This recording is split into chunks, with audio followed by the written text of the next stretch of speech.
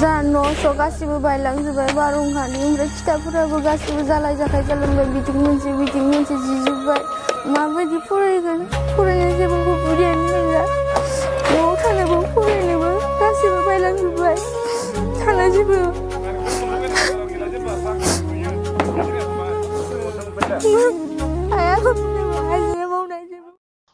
उदालगुरि जिल्लानि सिङाव थानाय सनाजुलि गामि बे सनाजुलि गामि जायनाखि मैया हरखाबै फैनाय बारहुंखा बारा बिसानि न'खरखौ मैया गासैखौबो सिलिंखार खालामजोबनानै गालांजोब्बाय। फै जों दाना बिसांनि न'खरनि सोमोन्दै गासैखौबो जों मोनथिनानै लादों।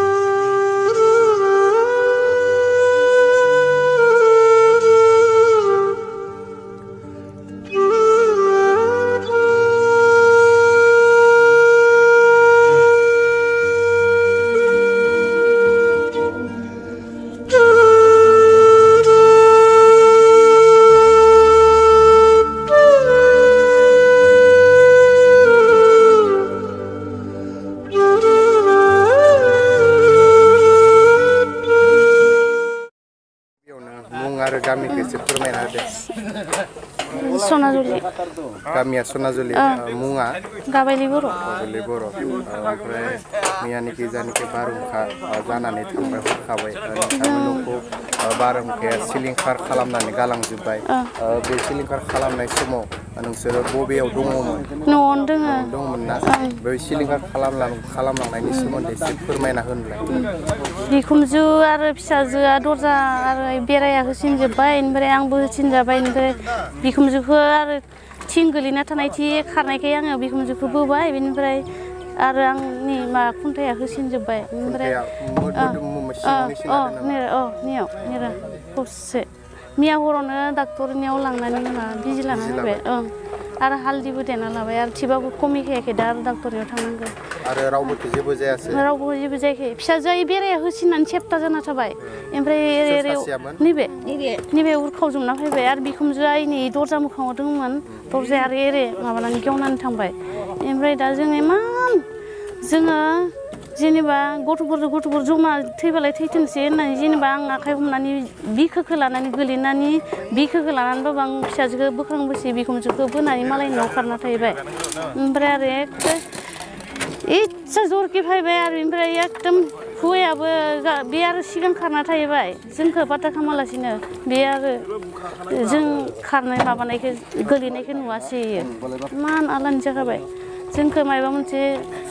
सरकारा माबा मोनसे जोंखौ बाहाय रेहाय होनायबा गथ'फोराबो फिसा नै सासे मेट्रिक लिरबाय थागोन किताबबो मा टेबोल आरो फरायनो थाखाय जागाबो गैला जोंहा नै दा न'बो गैखाला थाग्रा न'आनो गैखाला मात्र मुख गुलि आरो न'मा न'ल'सो बासायदो जेबो गैखाला एख' गैखाला इनि बायजो फैबाय फिसाजो सासेयाबो मैयासो दाखालि फैदोंमोन ओमफ्राय खैराबारियाव रुम भारा थायो खस्थ' खालामनानैबाबो जों हाजिरा खामला मावनानैबाबो दोनदो बिखौ रुम भारा न'आव फरायनाय खस्थ' होननानै थांलाय फैलाय डिग्रियाव फरायदो खस्थ' जायो होननानै थाहैदो इमान खस्थ' जोंनि न'आव जेबो गैखाया हदायनो हाजिरा मावना जानाय हाजिरा मावनाय जायैनो न'नि खामानिखौ मावनो मोनाखै औवा बायना दोननायालाय 10 दालसो आरो मालायनियाव हाजिरा मावाबाबो जायाना गथ'फोर जानाय बुरजा 7 जन परियाल जोंहा बिफा हारसिं मावनाय फिसालायाबो सानसे मबावबा लिंबा थाङो मबावबा गैया जेबो रोङाना खामानि 7 जन परियाल 7 जन दङ साथाम फरायनाय आरो सासेनि दा मेट्रिक लिरबाय थागोन दायो मेट्रिक लिरनो गोनां ओमफ्राय दायो न'आबो माने सिलिंखार जाना थांबाय बारहुंखाजों फरायनायबो जागाबो गैला मायुनि मा मुंमोन? खुलुमबा आंनि मुङा रिनास्रि बर'। ओमफ्राय बे जायखि बारहुंखा जालांनाय नोंसोरनि न'खौ गासैखौबो बारहुंखाया थेर बेथेर खालामनानै गालांजोब्बाय बेनि बागै मायुआ मा बुंनो सानदों? जायखि नोंसानि न'खौ जायखि बारहुंखाया थेर बेथेर खालामजोबना गालांबाय दायो मायुआ जायखि मेट्रिक एग्जाम होगोन देग्लाय बोसोर मेट्रिक एग्जाम होगोन दायो मायुआ दायो फरायनोबो दायो न' गैया बेनि बागै मा बुंनो सानो एसे फोरमायना जा न' गासिबो बायलांजोब्बाय बारहुंखानि ओमफ्राय खिथाबफोराबो गासिबो जालाय जाखाय जालांबाय बिथिं मोनसे जिजोब्बाय माबायदि फरायगोन फरायनाय जेबो बुजियानो गैला न'आव थानोबो फरायनोबो गासिबो बायलांजोब्बाय थानो जेबो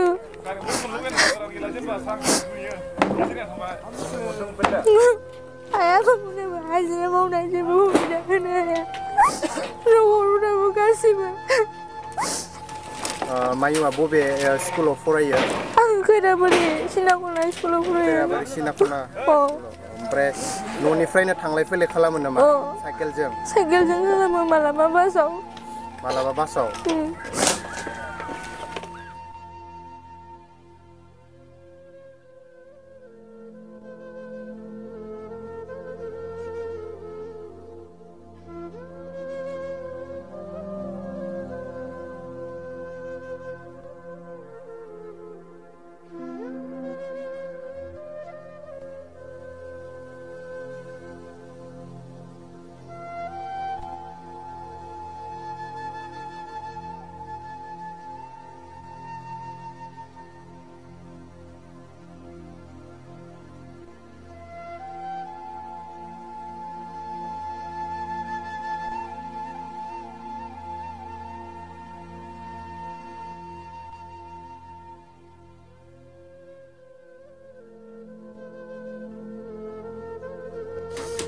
आबै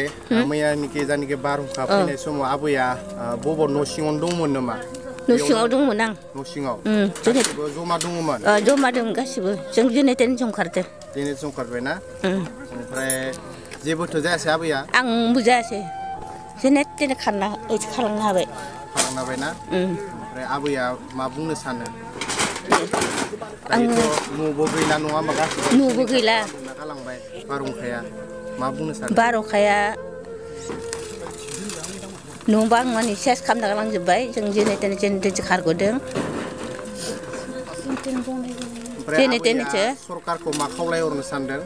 सरकार जानिखि बिटिसि सरकार दायो गोदान सरकार जादों नङा होमबा बे सरकारखौ मा खावलायहरनो सानदों आबैया जानिखि नोंथांनि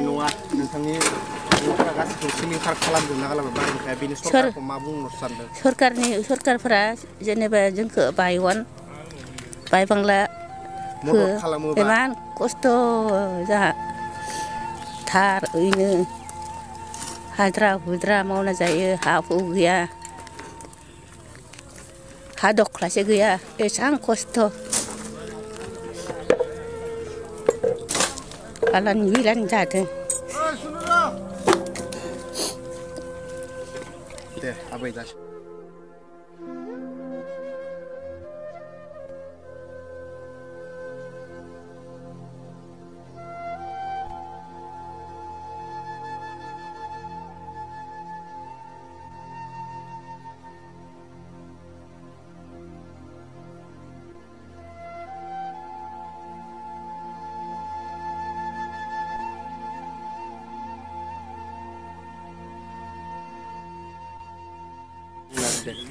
खुलुमबाय आंनि मुङा गेन्द्रा आं दा नै गामिया जाबाय 1 नं सनाजुलि दा जोंनि गोदान जायगायाव फैदोंमोन दिनै बोसोरनै जाबाय ओमफ्राय दा मैयानि हराव मोनाबिलि समाव बे बारहुंखा फैनायाव जोंनि न'आ बुखारलांजोब्बाय आरो सानैसो आघात जाबाय होसिनजाबाय दा आं बुंनो सानदों सरकारनिफ्राय बायबांला मदद मोननायबा डनेसन मोननायबा मोजां जागौमोन होननानै बुंदों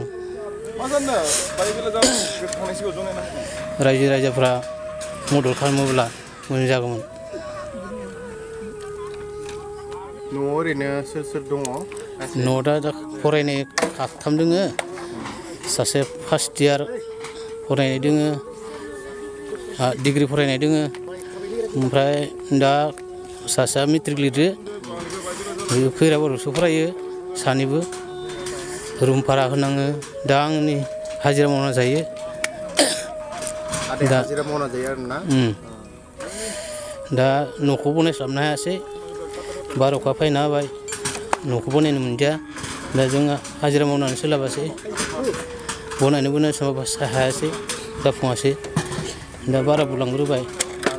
नङा होमबा ओमफ्राय दायो बिटिसि सरकारखौ आदाया मा खावलायहरनो सानदों दायो न'आव हाजिरा मावाबानो जाया ओमफ्राय दायो जायनाखि मायो देग्लाय बोसोराव मेट्रिक एग्जाम होगोन होनना बुंदों दायो मेट्रिक एग्जाम होनो फरायनो थाखाय न'बोथ' नांगौ नङा होमबा जायनाखि दायो न'बो गैया गासैखौबो बिजाबफोरखौ सिलिंखार खालामजोब्बाय गालांजोब्बाय आरो न'खौथ' गासैखौबो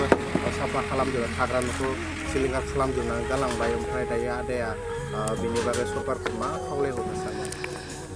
आं बेनोसो सरकारा मदद होनायबा बिटिसि सरकारा मदद होनायबा मोजां मोनगौमोन दा नै गोदोनिफ्राय भट होनानैबो जों बिटिसिनि सरकारनिफ्राय जेबो मोनाखै जों गैया हाजिरा मावना जायो हाजोंबो गैया बेखिनिखौनो आं बुंना दोनबाय